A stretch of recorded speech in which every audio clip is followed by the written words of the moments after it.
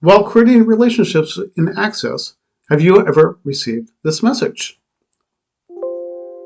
Relationships must be on the same number of fields with the same data types. In this video, I'm going to show you how to fix that. Okay, so and cancel. Let's take a look at the sales table. Right-click, Design View. Sales ID, which is the field that we're going to create the relationship, is auto number. The data type is auto number. So we have to look at the customer table, right-click, Design View, and we're going to salesperson. It has to be the same data type and auto number. Well, we don't have auto number, but we can use number. Exit out, save changes, yes. And we'll exit this one out also. Now we'll create our relationship. Sales ID to salesperson.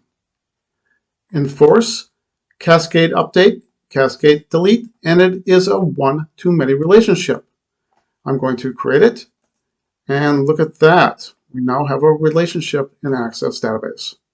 Does the thing.